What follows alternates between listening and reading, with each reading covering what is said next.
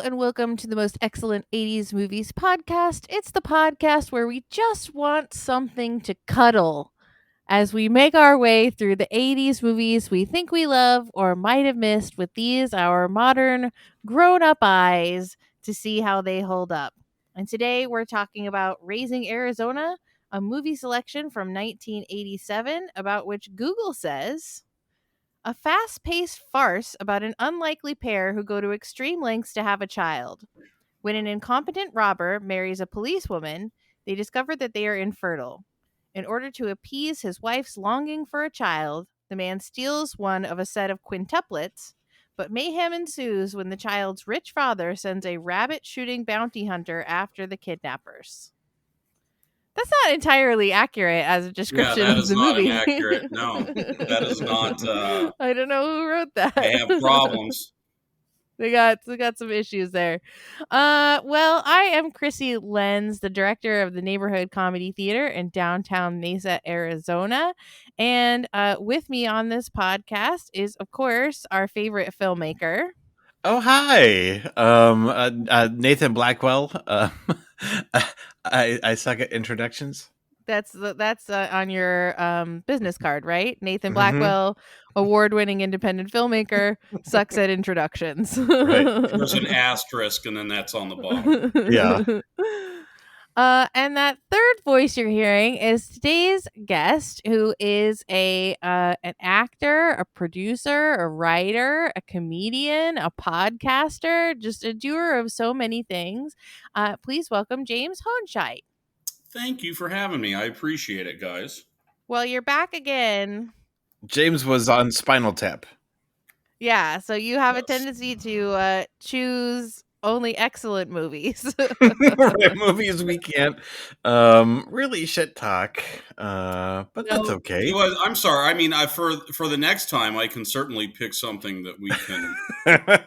That's crap problematic. No, that's Yeah. okay. That's okay. I thought these this are great podcast movies. was about movies that we loved. I can go the other way. It True. It's true. No, this is positive. This is good. It is. There's going to be a lot of good things to say about today's movie, Raising Arizona. So, James, what is your history with the movie? Have you seen it 1 million times? I've seen it about 1 million times. So when I was I was born in Wichita, Kansas, and then my mom was born here. So my dad and me were born in Wichita. My dad came out and moved to Arizona to work in the late 60s, early 70s, and met my mom. And, they got together, and then they had me, and then they divorced, and then they kind of went their separate ways. My mom stayed here. My dad went back to theirs. So as a kid, Raising Arizona was one of the things that I had that kind of attached me to Arizona. And as a kid, like, I watched the movie, and it's obviously funny, but when you're a kid, you don't really know that your parents are rednecks. And I didn't realize how close we were to the people in Raising Arizona. Like, I mean, it's we're not far off. There's a joke on my mom's side of the family that our family tree doesn't fork.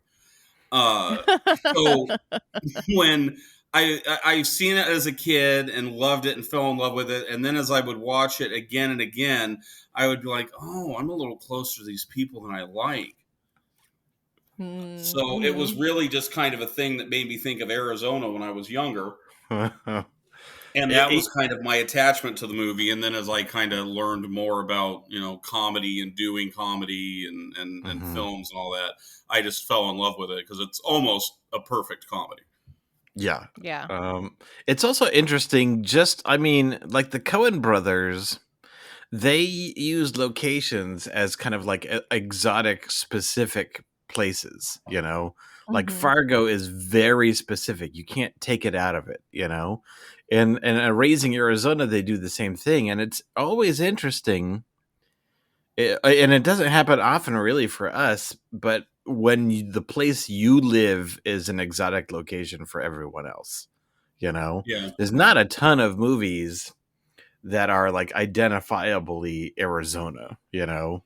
And Yeah. we think of ourselves as being in a generic place, but it's actually kind of exotic, you know. It's unusual, a desert environment. I mean, here in Phoenix, like we have there's um you know, there's like cities around the world that are kind of like our climate weather sister, you know.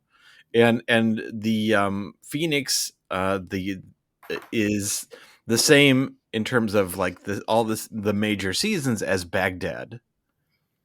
So we are very much like a desert, you know, Mhm. desert city. You know, there's no bones about it. Like you can, um, and so it's and then there's a lot of movies that film here that kind of cover up the fact that it's not that it's Phoenix. You know, Right. like Bill and Yeah. Ted's Excellent Adventure was filmed here, but you wouldn't know it because it looks very kind of like the middle of California, which is supposed to be. You know. Right. Right. I think that that's pretty interesting. It's nice to hear them pronounce Tempe correctly, though. Mhm. That's a nice Mhm. surprise to not hear it pronounced Tempe. But Nathan, have you seen this movie 1 million times? Yeah, I for sure. It's one of those movies, just not because it's in Arizona, but because it is a comedy classic, really. You know, Yeah. um, yeah, stuff like this was definitely up my alley. I don't remember exactly when I saw it. I think it was just kind of like, um, uh, it was just always on the menu, like it was one of the classics that you Yeah. have to have had seen, that was referenced. Like if you hadn't seen it and you were in the sixth or eighth grade and there's like people like doing bits or jokes about it, then you had to go see it. Yeah, you can't be the nerd who doesn't get the reference. I saw this a bit later, after I had already seen Fargo, because I wanted to see more of the Coen brothers movies, so I went back to this one and realized that I had seen all of it in its parts. Yes. Uh, Yeah. but only a handful of times I've seen it all in one long full chain. This was on TV a ton. I Yeah. remember that. Like I never rented it. It was just always on TV. Mhm. Yeah, and I always liked it because when it was on TV, there wasn't a lot lost in translation. You don't have Yeah. to censor Yeah. a whole bunch of it. And Yeah. it's so solid in bits, in segments. I realized as we were coming to the end that there was like segments of the movie, like maybe there's some sections like the chase with the Huggies and the cars Mhm. and through people's Mhm. houses that I've probably seen like 20 times, but there's some parts at the end it's like, oh, I've only seen this like twice or three Yeah. times, you know. Yeah. Sad part at the end. Hmm. So we start out with Hi, who is Nicolas Cage, H.I. McDonough, call him Hi, Call me high. going in and out of jail over and over. And every time he does, he meets Ed, short for Edwina, who is the police officer who is taking his photo for his mugshot, saying, turn to the right. So they get to know each other bit by bit every time Hi gets arrested and paroled and rearrested and paroled and rearrested. And slowly but surely they get engaged. And the next time he gets paroled, they get married. In one of like the most solid 10 minutes of any movie, like the beginning of this movie, it's all kind of almost like a one big montage because there's kind of music underneath it, and you just Mhm. what this like the first 10, I think it's 11 minutes, does is just so solid, and it's so snappy and fast, and there's so much in there, and every shot, like they figured out exactly how they wanted it to edit it, you know. Mhm. The Mhm. Coen brothers are so good that at kind of visualizing how the editing and how exactly the shots they need, how they're going to intercut And really, this is like their second movie, and like their first movie, Blood Simple, was a very kind of like, suspenseful, low budget, crime movie. And now they're coming out of the gate making like a full on comedy, and they are just hitting on all cylinders. Like they've there is nowhere to go but down. Like it's pretty flawless. I mean, I wouldn't say it's a perfect movie, but it's like, if maybe at the end of my career, if I could get half as close to this as they did at the beginning of their career, oh my gosh. Well, that, and there's I always admire when I'm watching something and there's a perfect little joke in there. There's just like a 2-word thing. And, when they're talking about the recidivism and him going in and out and in and out. And then when he finally goes in to propose to Ed, he's like, I'm in a man. And he looks over to the guy getting his picture. He's like, howdy, Kurt. Yeah. It's so good. And it's like, so underplayed. Yeah, exactly. So underplayed. Just, hey, Ed, howdy, Kurt. And this goes right back into it. I'm like, oh, beautiful. Just such a little pin drop. Absolutely. Like they're so good. It's they're not trying to plant a flag. They're just underhanding a little joke, and if and it's going so fast, and if you miss it, you miss it. But it's usually like the best joke in the scene. Well, and the jokes are all layered so nicely with the visuals, because visually there's something really interesting to look at in every single frame of the movie. And not to mention the performances are adding comedy all on their own. So it's like every layer has something for you. So it's easy to miss little jokes like that the first time you see it. It's easy to miss little moments in the performances too, because you can get distracted by the visuals. Yeah. And even this early on, you can see how much the Coen brothers love language. Yeah, they love characters who speak in a very specific way, and they love having fun with how inarticulate or extremely articulate people are. They just this is just it's an incredibly playful movie, including the hair. Nicolas Cage's character's hair is sort of an indication of his mental state. Every time we see his hair get really crazy, it's because he's under a lot of stress, or he's like having a hard time and his hair just goes crazy. So you can watch his hair along with the movie and follow along with his emotional state of being.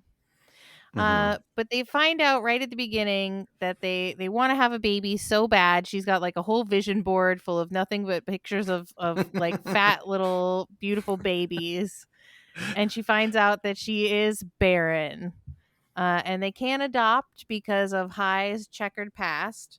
So it seems like there's no way for them to get a baby. And they both slip into a bit of a depression when they hear the news that a popular local Arizona furniture salesman and his wife have had quintuplets. More than they can handle, just about. And so Ed and High resolve to go and kidnap one of these babies, because why should they get 5 if High and Ed can't even have one? And it's all of this happens before we even get the title card and the opening credits. Yeah. So Raising all of Arizona. This has been the first 11 minutes. So the next thing that happens is that Nicolas Cage goes to kidnap the babies, and there's like baby chaos happening, but it's like adorable, very quiet, very calm chaos happening as the babies are like rolling all around and crawling and escaping him. And the parents are downstairs reading together, and they just sort of glance up at the ceiling like, what is going on up there? That sounds like Larry. And he goes back to Ed, having not kidnapped any of the babies, and she rolls the window up and tells him, don't you come back here without a baby. So he returns. just, I mean, Heather Hunter's performance is just so, or no, Holly Hunter's performance Holly. is just so that when he's walking back to the car and just the shame that he's putting in. And the whole, when I was rewatching it again, I was like, oh, this is so perfect. And it's shot so perfect. The way he just kind of comes into the light and then she can see that he doesn't have a baby. And he's like, oh, honey, it's crazy up there. Just let me in the car. Just perfect. I'm going to say perfect about 1,000,000 times. That's okay. I love it when he does come back and he's like, which one is that? I think it's Nathan Jr. I think I got the best one. Now they've got 4 not as good babies as this one. Almost as good as this one. Something when I was watching it back, you know, there's a great line when he's downstairs. And one of the things that aggravates me so much is when people can't act when they're talking on the telephone. When they talk over themselves or they're not giving the person on the other line a chance to say something. And I always love, like, that's why I loved Bob Newhart so much. Like, when I was a kid, I was like, oh, that is so perfect. And it's such a great phone conversation. And then when he goes, yeah, and if a frog had wings, it wouldn't bump its ass a-hopping. And when he said that, it dawned on me how much stuff that I use in my vernacular that I stole from raising Arizona. Because I'll say that all the time. If somebody gives me an excuse, or my son gives me, I'm like, yeah, frog had wings, wouldn't bump its ass a-hopping. It's a wealth. It's a wealth of terms. They show the baby around the house and they're just like, see, everything's decent and normal. And he's like holding the baby at the arm's length and just like showing the baby, see, this is where we'll have friends over and this is where we'll chow down, and he's just showing the baby around the house. It's so cute. And what were you gonna say? Well, go ahead, Nathan. You were gonna. Oh no, continue. Okay. But when we talk about, like, when I talk about, like, I didn't know, like, how close I was to this, I have a distinct, there's 2 things that were very triggering about that scene when they're running around the trailer. I remember when I came back to visit for one summer, my mom was living in a trailer. And she did the same thing. She's like, look at how great this is. And we're just standing in the middle of the trailer. And she's like, here's the kitchen, and here's the dining room, and here's the living room, and here's the TV. And that one door over there, that's the bedroom. But all this is yours. And I was thinking to myself, like, wow, I get to sleep in the middle of the floor on this awesome thing. I have a living room and a kitchen, and it's all mine. And the second triggering thing was when they sit down on that ugly orange and brown couch. I owned that couch when I was in high school. Oh, we had that very couch in the sitting room of the house that we lived in. It has like pastoral scenery on it. Yeah, it's got it's like a sunset in the background. Yeah, and I remember pausing the movie. I'm like, no. That can't be the couch. And I would walk in, I'm like, son of a bitch. And we had the chair, too. It was a couch and a chair. So the chair that Hai is sitting in when the baby's on the couch. We owned that. That was great. I love it. It's probably worth a fortune now. If you still had it in perfect condition, you could sell it for $1 million. Well, it wasn't in perfect condition when I had it. I can tell you that much. So maybe if we could have it restored. Yeah. So John Goodman and his little brother are 2 characters that Hai met in prison, and they have a very stinky, muddy, squooshy escape from prison. It occurs to me how much time John Goodman spends in this movie screaming. Yes, both of them. Yeah. Because they emerge from the mud screaming. It's a very Shawshank moment. And they decide that once they get their hair all dapper and pomaded up, they're going to go to Hai and Ed's place. Yeah. One, that's just such a disgusting scene with the pomade. Oh, it's so gross. Just Goodman just slathering piles of it onto his head, and just how much it just struck me how much of the movie is just so nasty, like just Yeah. dirty and nasty and things like that. That just is that perfect, just little kitschy thing for his character, slicking themselves up, just piling that stuff on their heads. Yeah, So It's so gross. it's so gross. good. It's so good and so gross. And then they have these funny little interactions where Edwina is like, "No, we're good and proper people. You got to get rid of your friends. They can't stay here." Oh, she's got you on a mighty short leash there, doesn't she, H.I.? One of the greatest lines in film history. You boys broke out? No, ma'am. We released ourselves on our own recognizance. Oh. Mm-hmm. What my brother's trying to say is we felt that the institution no longer had anything to offer us. Yes. And that was another, to go back to the parallels in my life of this movie. My older brother was a lot like High, and he wasn't necessarily somebody that was bad, but he was just stupid, and he just always got himself into trouble just because he was dumb. And then all of his friends were dumb. And then I really just thought, like, that thing of Ed sitting back and being like, we can't have these two pieces of shit staying at the house. They've just broken out of prison. Like, oh, they're good fellas. Don't worry about them. And my brother used to bring people home all the time. And we're like, Dave, these people are dirtbags.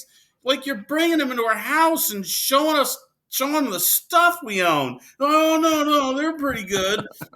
Really triggered them standing there with the sewage all over them, stinking up the house. Like, oh, they're going to stay a couple nights. Ugh. They're giving him a hard time too. He can't protest because he's not a man if he can't stand up to his wife. Yeah. And then High dreams of the biker bounty hunter who kills little bunnies here and there. But the mistake is that he's not, we don't meet him officially again until later. But he is a bounty hunter, but he's not sent by Nathan, Arizona after the kidnappers. He's specifically rejected by Nathan, Arizona as a shakedown artist. And then he claims that he's going to find the baby. And if Nathan, Arizona won't pay $50,000 instead of the $25,000 reward money, that he's going to sell the baby on the black market. Yeah. So the Nicolas Cage's character having like these dream sequences really open it up to kind of a fun magical angle, especially with like the villain, like he's larger than life, and that gives them the leeway to kind of portray him in that, because otherwise, like, having like a bounty hunter that throws grenades at like bunny rabbits, if it wasn't for that like dream introduction, it would have been way too much. It would have kind of broken it, but also, so Leonard Smalls, he's on the trail of the two escaped convicts. He's like a freelance bounty hunter. Yeah. So and then I forgot that's how he first is after the two of them, and then he stumbles onto the baby situation. Yeah. So he smells a bigger payday, and he has no qualms in just going for the biggest payout. Like, he doesn't care really about the escaped dudes anymore. He cares more about this baby. Yeah. And it's when, the scene, the scene when they're investigating when the baby was stolen, like right after he shows up, there's the line where the reporter goes, there's rumors that the baby was abducted by a UFO. And then Nathan, Arizona's like, son, don't print that.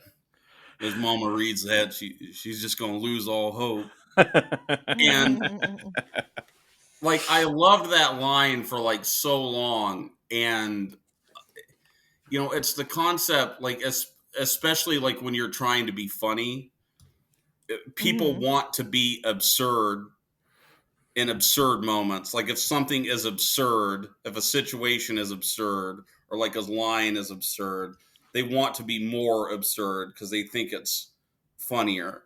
When the art is the straighter you play something that is absurd, Mm-hmm. funnier it is. Like, Mm-hmm. don't fight it. Go with it. Let everything around you go crazy. I just thought that was such a perfect example of that, of somebody saying something so stupid and then him trumping it by taking it so seriously. I just such an amazing moment of acting where it's like, God, his heart just hurt. He goes, boy, please don't do that. You'll break my wife's heart. Love that part. So Nathan and Ed and Hi have friends over, good, decent, moral friends over, who bring their heathen children into the house, who like tear up the house and write fart all over the place. Just wild childs. Yeah, Frances McDormand, who looks it was delightful. Which incidentally, She's so I didn't funny. know that was Frances McDormand for like 10 years.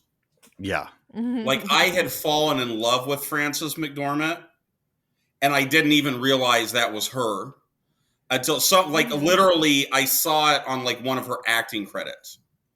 And I was like, who is she in Raising Arizona? And I had to back up. I'm like, oh, it just made me like, if you were in love with something and then you fell in love with it twice as more as you loved it before. That's how I felt about Frances McDormand when I realized that was her. Great. She's so cute because she just loves the baby so much. She's like, oh, he just fell from heaven. He's just an angel from heaven. You just got to cuddle him and get him his dip tets. He needs his dip tets. And Edwina's all like, honey, we got to get him his dip tets. But the husband, she's so she's planning you need this, you need that, you need life insurance, you need all these things, you need to prepare for this, and she's obviously just letting her kids run around like farm animals, right? Yeah, because they're not cuddly anymore.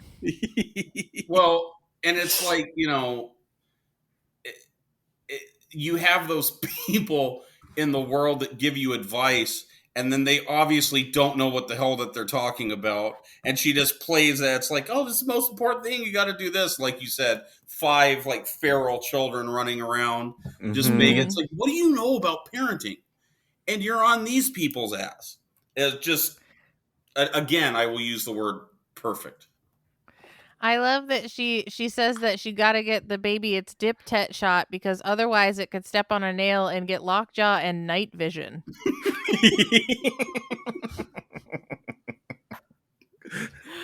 But the husband of this couple is like kind of a dipshit. He's telling racist jokes, and he's not getting the racist jokes right.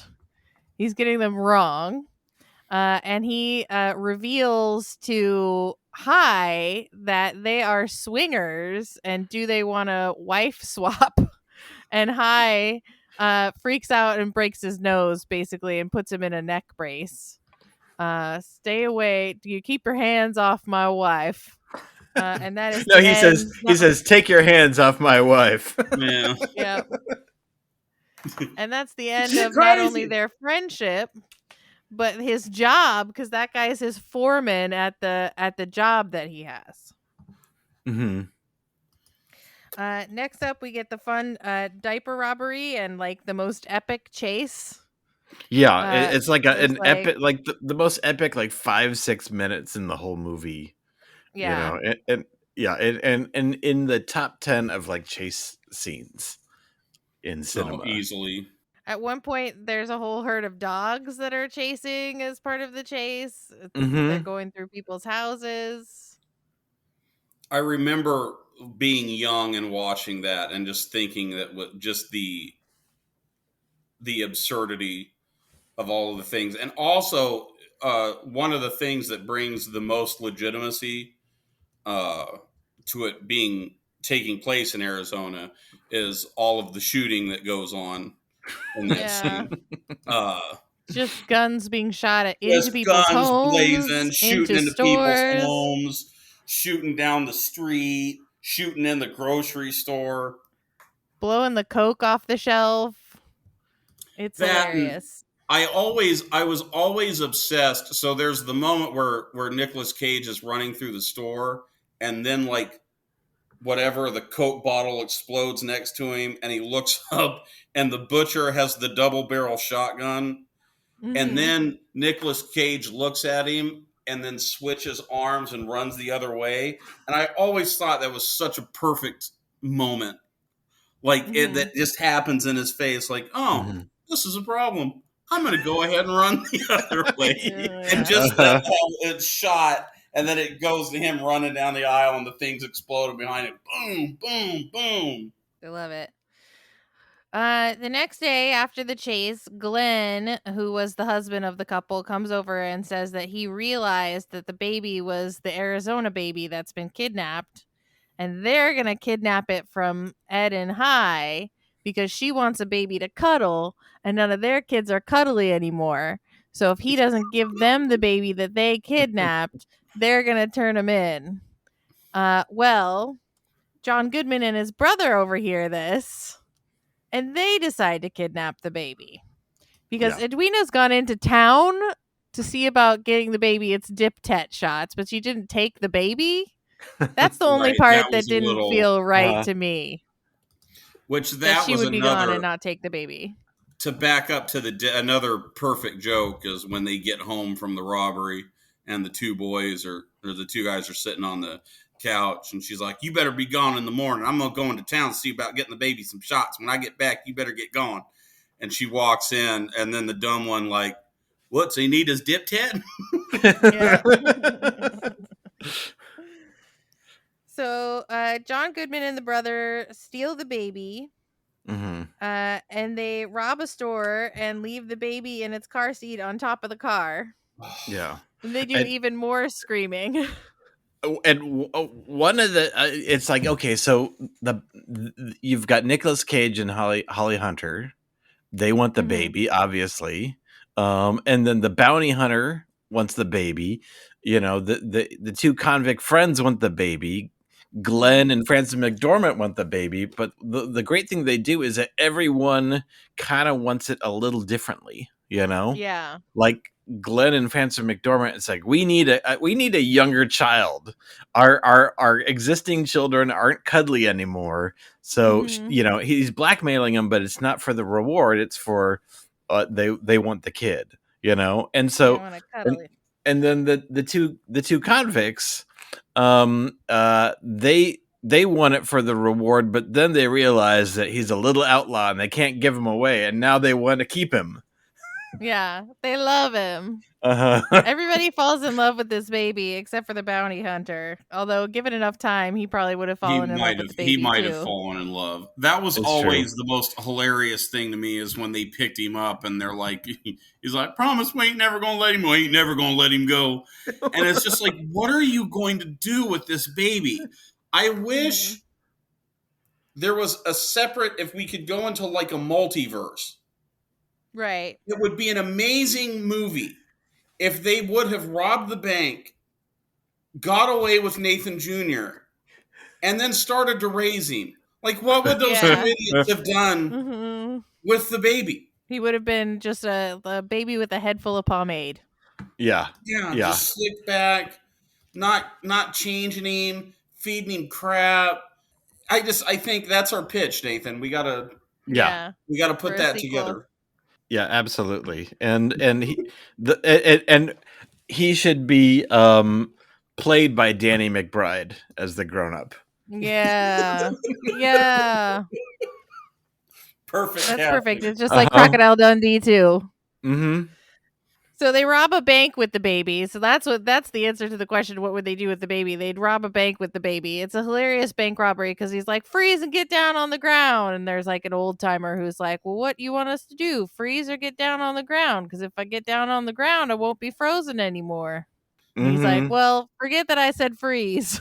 There's so many. I mean, that's the other thing is, there are so many people in this movie, like that dude, like the old, well, what is it, young feller? You wants us to freeze? It's like that is the perfect actor for that. Like the amazing little support characters throughout the whole movie You see that kind of attention to detail in all the Coen brothers movies, like this Yep. perfect casting. And that, like when I was rewatching it again, the scene in the beginning of the movie where they go to the OBGYN and he's explaining to that doctor is perfect. Like that guy for Yeah. that scene is absolute. The gas attendant, Yes. you Yeah, who has to count down to 100 and then back down to it, and he's gonna come back in 5 minutes to check.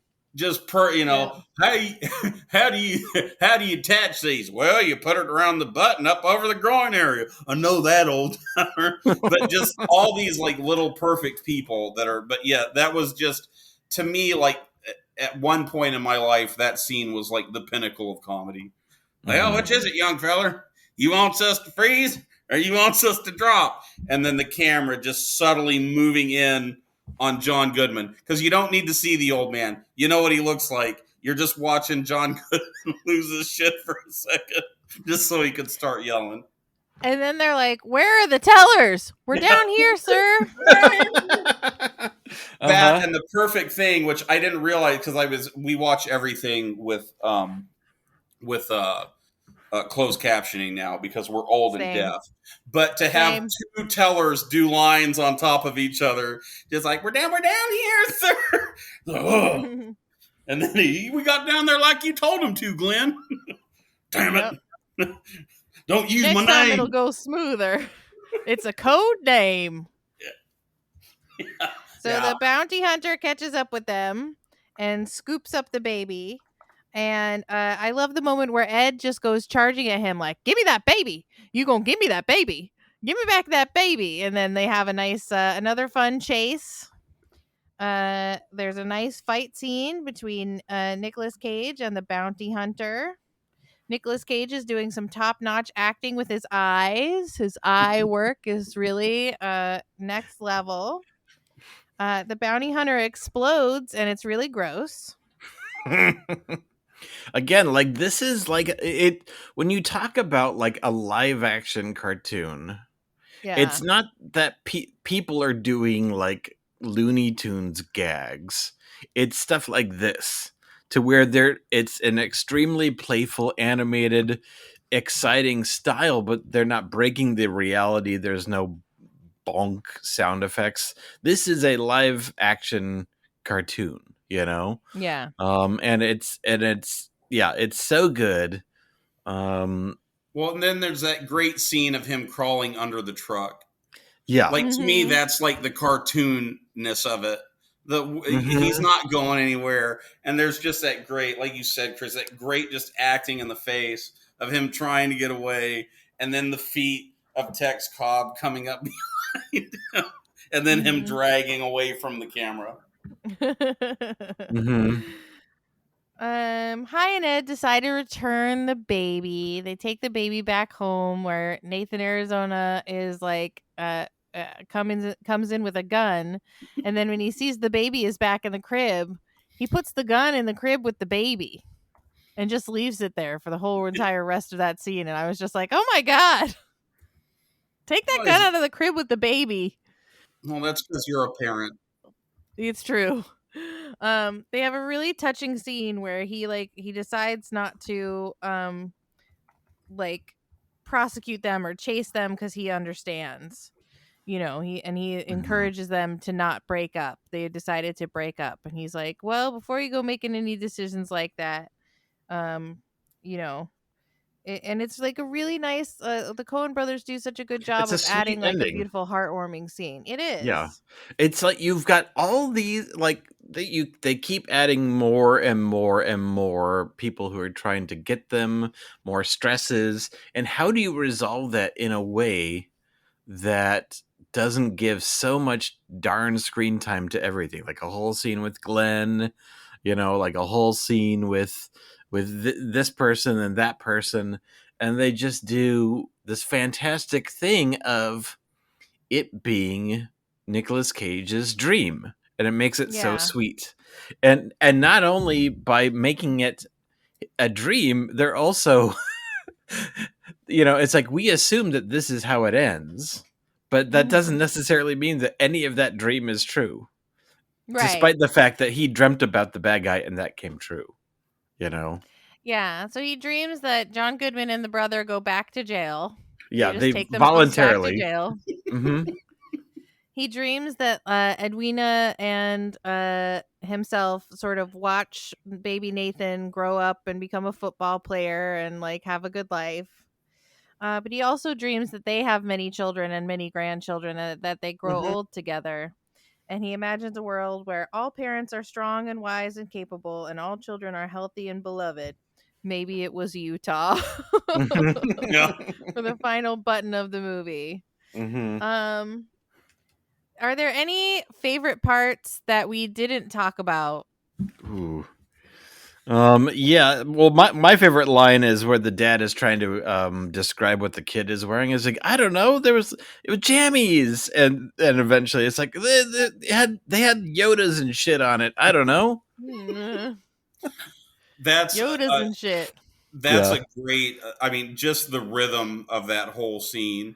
Mm-hmm. I always love that of the the going back and forth with the cops and the FBI agents. Mm-hmm. That's another one. Do you have any disgruntled employees? Hell, they're all disgruntled. I ain't running a damn Daisy farm. I'm trying to think of something that I didn't. I mean, it's hard picking like their favorite part of this movie is like picking a favorite child. But what I always find myself like gravitating to is like the smaller, like when you first watch it, like the chase scene is your favorite part. Yeah, that's easy. Yeah. But I also love the scene where when he's fallen in love and he knows he wants to write his life and he's standing in front of the parole board, which again, three perfect actors. And, there's a word for you. Recidivism. That ain't a pretty word. No, sir, that's a boneheaded word, but that ain't me no more. You just tell me what I want to hear, boy. Yeah. No, sir. Well, we want to hear the truth. Then I am telling you. One of my favorite parts is that when she's like walking the floor with the baby and he is like, it's their first night with him and she's like, oh, he just had a little nightmare. She's singing him a song about how the hangman and a murdered child. And she's like, and then you're going to walk up the scaffold and the hangman because you murdered little Susie. And I'm just like, oh my God. It's a very dark song that she's singing to this sweet little pie-faced baby. Now you've ruined that. I didn't ever pay any attention to the lyrics. Oh, you've got to. Oh wow. You got but to. Then the song plays. That song plays, or the melody plays at the end, and like the hopeful ending dream part. Now that's screwed all up for me. Yep, sorry. It's about a murderer who gets hung. So on a scale of 1 package of Huggies to 10 package of Huggies, 10 being a perfect amount of Huggies, how do you rate this movie? We'll start with Nathan and then we'll go to James. Oh, why do we always start with me? Okay, so I think I'm gonna you're have the most level-headed. Right. Okay. My gut says 8.75, but I'm thinking I'm going to give it an honorary 9.0. Okay. Because it really is a fantastic movie. I would have rated it, it's like this time I watched it here it was 8.75, just because maybe I've seen it so many times that there were some things that were normally fresher that that didn't have as much of an impact on me. But yeah, when you're putting together comedy classics, like if you have to like force a child into like developing their comedic sensibilities, this has got to be on that list, Sure.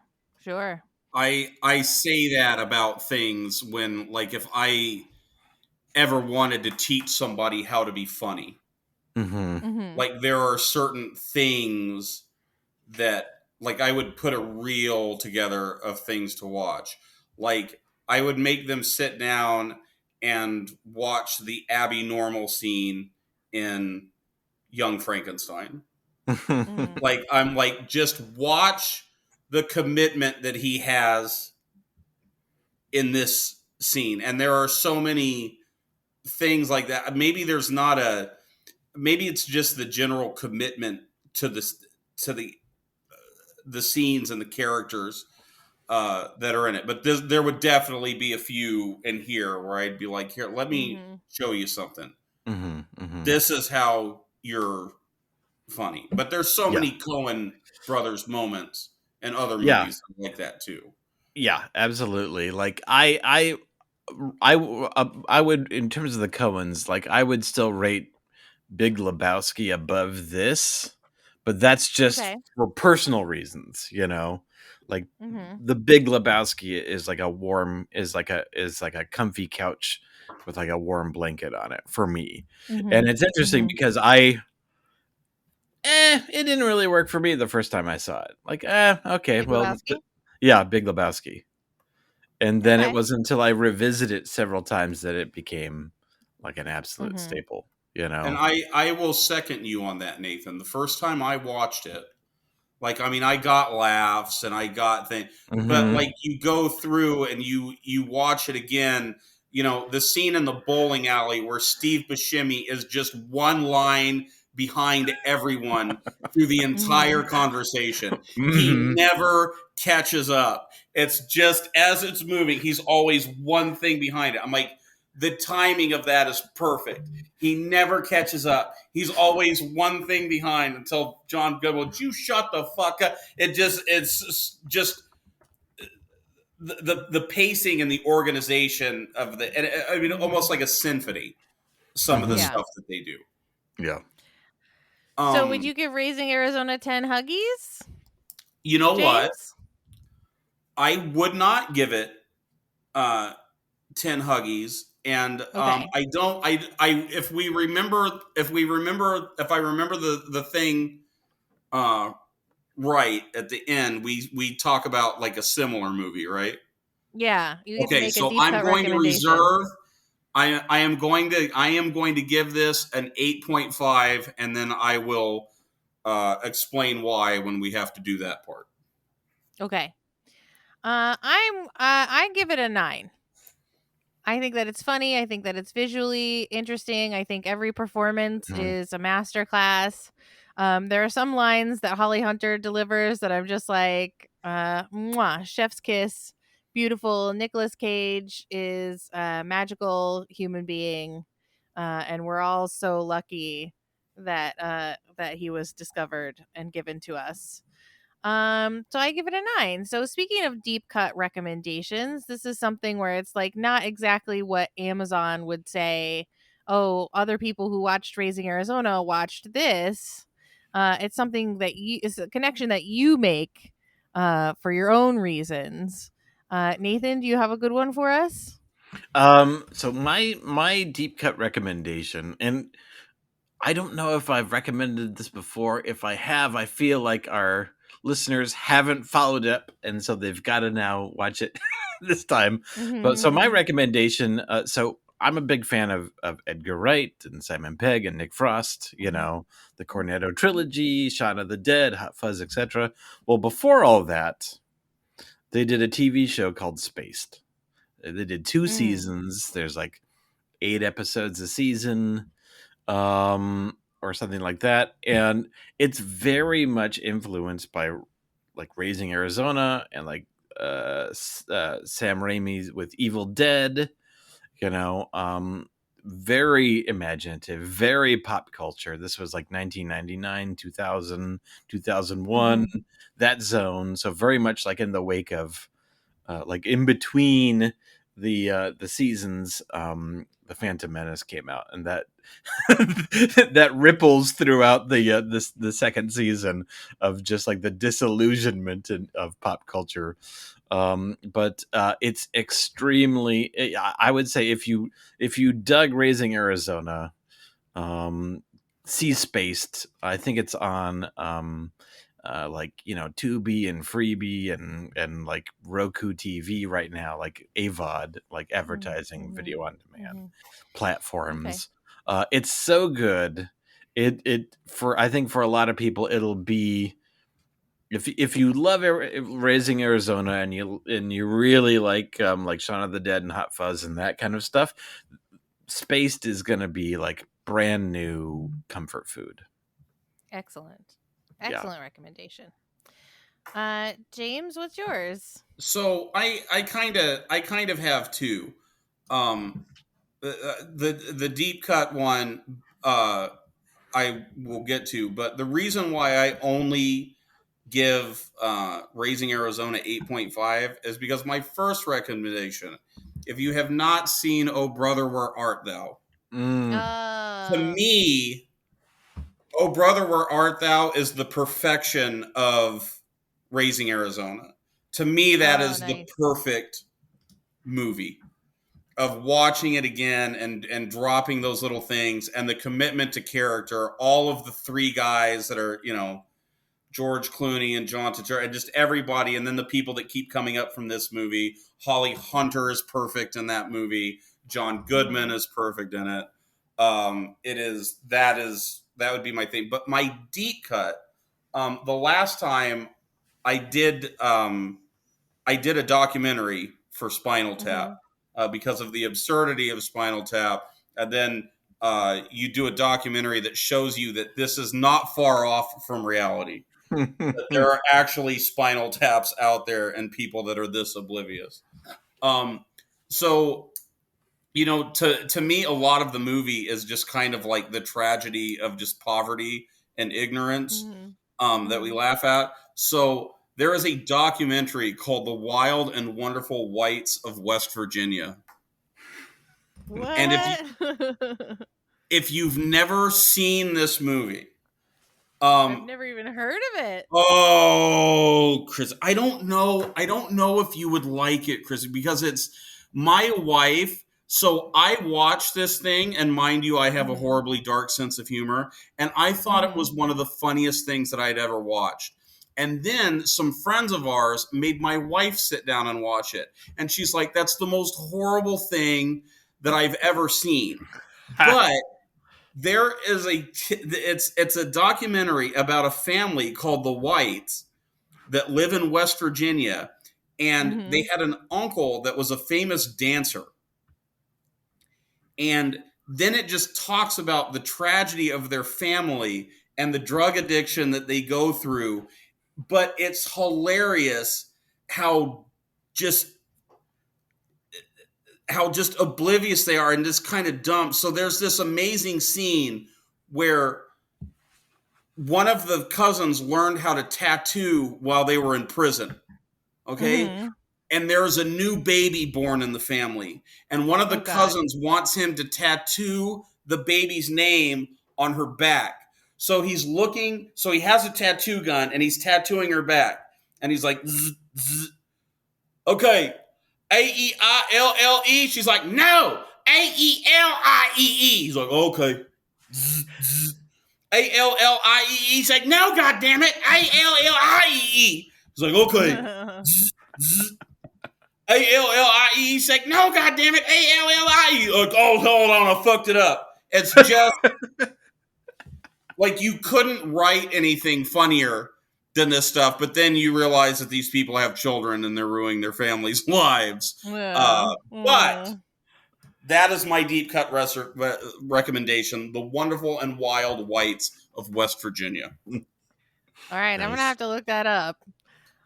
Mine's pretty on the nose. I was just so delighted with Nicolas Cage during this movie that I want to recommend The Unbearable Weight of Massive Talent, which is the Nicolas Cage appreciation film. And so it's not very deep cut, but that's my recommendation. If you like Raising Arizona and you like it because of Nicolas Cage and you haven't seen The Unbearable Weight of Massive Talent, now's the time. You know what's sad is people before that movie came out, there was and it happened, the same thing happened with Eddie Murphy. You can be of a certain age where you look at the body of Nicolas Cage's work and you think he's a terrible actor. Well, But he can if be. well, but I mean, if you've never been exposed to like Raising Arizona or all these like genius things he did before he won his Oscar and lost his mind, like I used to have to convince people. I mean, no, like Nicolas Cage is a genius. Like Yeah. he's hilarious. And it was kind of the same thing with Eddie Murphy for a while. Like he was doing these garbage movies and people were like, he's not funny. I'm like, no, he's a genius. Like if you've never seen these early movies. So I was so excited when he did that movie because it is so wonderful and it's a wonderful recommendation. Yay. So James, tell everybody where they can find more of your creative endeavors. You can follow me on Jay Hoenscheidt, at Jay Hoenscheidt on Instagram. I have a podcast. Is it Dark in Here? With a question mark that you can check out. And I was just in the fantastic film, the last movie ever made, award-winning. Now it's official. Award-winning. Award-winning. I can put that on the bio. Yay. Which is amazing. And I just kind of do comedy around. I put all my shows on my Instagram. So come check me out if you get a chance. That, and I will be performing with you guys sometimes in September. That's Cool. true. I was going to say, we just announced that James is going to be our guest at one of our Main Street comedy shows at the Neighborhood Comedy Theater. It is sometime in September. I'm not sure of the date, but it's going to be really great. You can find that at nctphoenix.com. Come and see us. It'll be fantastic. And I'm always at the Neighborhood Comedy Theater at nctphoenix.com. So you can find me there if you want to see me doing other forms of comedy. Nathan, where can people go to support your creative endeavors? Yeah, I mean, the easiest route is to go to squishystudios.com. But if you want to find out more about my feature film, The Last Movie Ever Made, Last Movie Ever Made is on Facebook and Instagram and barely on Twitter. Yay, barely Twitter. Okay, so stick around if you're with us so far and you want a little more. There's going to be a little bit of bonus content after we wrap up. But in the meantime, if you want to get that bonus content, go to truestory.fm and follow us there and become a supporting member of this podcast. If you've made it this far, we love you. You love us. Become a supporting member and help us to keep making more episodes for you. Again, that's at truestoryfm.com, where you can also find my other podcasts, Gank That Drank, a supernatural drinking game podcast, and the Cool Time Dice Tower, an actual play RPG podcast. Thank you so much for being here with us. While you're out there in the world, please keep the most excellent podcast motto in mind. Be excellent to each other and party on. Party on, dude.